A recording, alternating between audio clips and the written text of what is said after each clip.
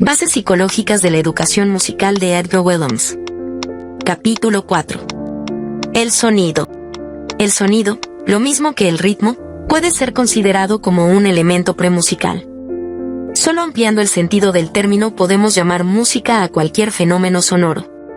Por eso es difícil determinar el momento en que el sonido se hace musical, si bien por sus cualidades intrínsecas previamente el mismo indica cómo podrá servir a la música. En efecto, por las diferentes duraciones e intensidades, el sonido nos introduce en el terreno del ritmo. La altura, en cambio, constituye el elemento melódico y da las posibilidades armónicas. El timbre, producido por un conjunto de sonidos armónicos, nos descubre la naturaleza material de la fuente sonora, instrumento, voz humana, grito de animal, etc., así como sus cualidades adecuadas a la expresión artística. En cuanto a la voz, puede ser reflejo de las cualidades humanas del cantante. Los fundamentos físicos, sobre los cuales añadiremos algunas palabras más adelante, determinan los elementos materiales de la música, pero aún no son música propiamente dicha. Es preciso, en efecto, que las facultades humanas los eleven al plano musical. Hemos hablado de sonido, cuando hubiéramos debido decir, en realidad, vibración sonora. Este constituye un fenómeno puramente objetivo, en tanto que el sonido es un fenómeno subjetivo. La vibración no llega a ser sonido, sensación sintética definida, producida por las vibraciones, sino gracias al órgano auditivo completo, es decir, el que posee caracol. El órgano desprovisto de caracol, como el de la araña o el del pez, tan solo registra ciertos fenómenos vibratorios que no bastan para producir la sensación de continuidad propia del sonido. Creemos útil recordar algunas nociones concernientes a los elementos fundamentales del sonido, como las principales leyes de la resonancia de los cuerpos, que ningún profesor de música debería ignorar. Merced a maravillosos aparatos eléctricos, oscilógrafos, analizadores armónicos y otros, la vibración sonora ha revelado la mayoría de sus secretos y nos ha mostrado su naturaleza. Fuera de la duración, que es de orden cuantitativo, el sonido tiene tres cualidades manifiestas: la intensidad, la altura y el timbre. Además, posee cualidades secundarias que pueden formar parte del timbre pero que no son de tanta importancia en los comienzos de la educación musical, aunque pueden desempeñar su papel en la ejecución artística o en la composición orquestal, entre otras, la pureza, la claridad, la dulzura, el volumen y la densidad. La radio y la transmisión por cables han incitado a los hombres de ciencia a estudiar de cerca estos fenómenos. La duración depende del tiempo que transcurre entre el principio y el final de la vibración. La intensidad se revela por la amplitud de onda. La altura depende de la frecuencia, es decir, del número de vibraciones por segundo. En el tiempo, también depende de la longitud de onda, en el espacio, que es tanto menor cuanto más rápida es la vibración. El timbre depende de la forma particular de la onda. Cada sonido parcial, fundamental o armónico, tiene su onda particular, y el conjunto de ondas de los sonidos parciales, cuyas combinaciones pueden variar al infinito, da una forma compleja que caracteriza a cada instrumento, cada voz humana, cada vocal o las diferentes fuentes sonoras. Distintos procedimientos permiten obtener imágenes gráficas de estas vibraciones. No deja de ser importante que el educador se interese por la naturaleza de las cualidades del sonido, pues debe tomarla en consideración en los ejercicios de desarrollo auditivo y en el juego instrumental. Las leyes de la resonancia de los cuerpos también forman parte del conocimiento de la naturaleza del sonido y merecen igualmente la atención del pedagogo. Es preciso citar en primer término la ley de los armónicos, cuyas relaciones con los acordes, la escala y el timbre son significativas. Por lo general, un sonido no forma una onda simple, la onda del sonido del diapasón se cuenta entre las más simples. Con el sonido fundamental resuenan los sonidos armónicos.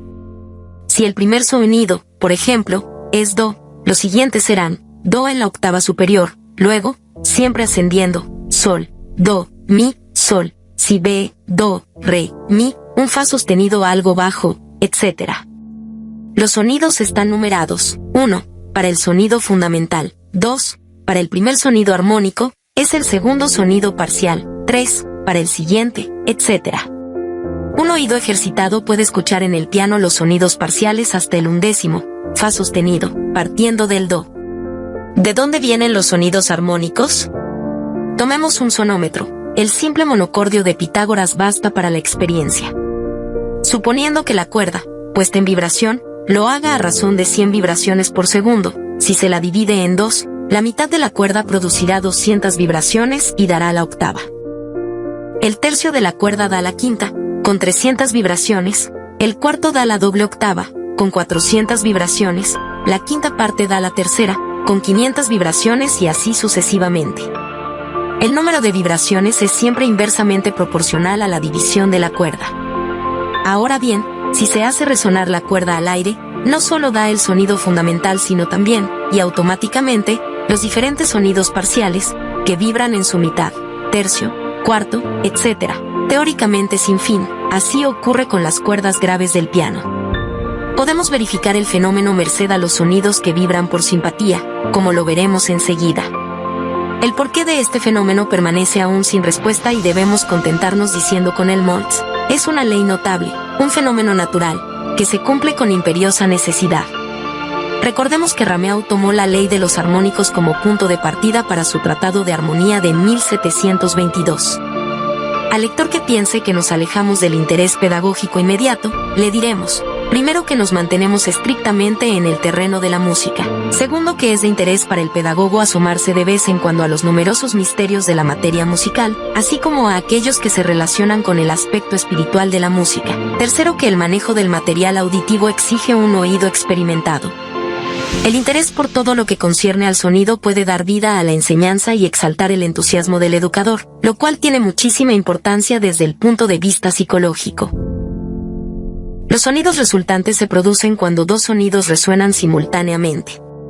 El tercer sonido producido es más grave que los otros dos y el número de sus vibraciones es igual a la diferencia de frecuencia de los dos sonidos generadores. Los sonidos resultantes se pueden escuchar fácilmente tocando intervalos en la octava que se encuentra en sentido ascendente, a partir de la mitad del piano, representado por el Do3, luego Do4, hasta Do5. Estos sonidos resultantes proporcionan indicaciones valiosas sobre la naturaleza de los intervalos armónicos. Cuanto más puro y consonante sea el intervalo, menos alterará tal pureza el sonido resultante, o los sonidos resultantes, pues puede haber varios. Indicamos a continuación algunos ejemplos. A la octava Do4 y Do5 se incorpora un Do4, a la quinta Do4 Sol 4, un Do3, y a la cuarta Do4 Fa 4, un Fa3. Las terceras y las sextas se ven enriquecidas por un tercer sonido que forma acorde con ellas, de lo que resulta un sonido menos puro, aunque de mayor riqueza. A la tercera Do4 Mi 4 se le agrega un Sol 3, al Do4 Mi B4, un La B3. La sexta Do4 La 4 da un Fa3, Do4, La B4 da un Mi B3. Las segundas y las séptimas ven su disonancia reforzada por otra nueva. Los silbatos de dos o varios sonidos que se utilizan para el desarrollo auditivo presentan el fenómeno de los sonidos resultantes, lo que puede inducir a error al alumno y al educador no experimentado. Tartini tomó los sonidos resultantes como base de su tratado de armonía de 1754. Las vibraciones por simpatía, resonancia por transmisión, se producen entre dos cuerpos sonoros capaces de vibrar con la misma frecuencia. La vibración se transmite de un cuerpo a otro, que vibra al unísono. Este fenómeno no se produce solamente entre sonidos fundamentales, sino también entre sonidos parciales. Es así como gracias a las vibraciones por simpatía podemos darnos cuenta de la existencia de los sonidos parciales en las cuerdas del piano, en estas dos formas. Un grado al presionar sin producir sonido la tecla correspondiente al segundo Do, partiendo de abajo, la cuerda entrará en vibración al unísono con un sonido parcial, que se percute más arriba y se suelta luego. 2 grados si se baja silenciosamente una tecla correspondiente a un sonido parcial, se pondrá a vibrar cuando se toque la nota fundamental, que se suelta enseguida. Las vibraciones por simpatía provocadas en diversos objetos, sobre todo en los de metal, a veces pueden molestar al instrumentista. La ley de las pulsaciones es particularmente valiosa, hasta diríamos indispensable, para los afinadores, pues les proporciona puntos de referencia científicos que el oído musical solo, aunque sea de primer orden, no puede dar.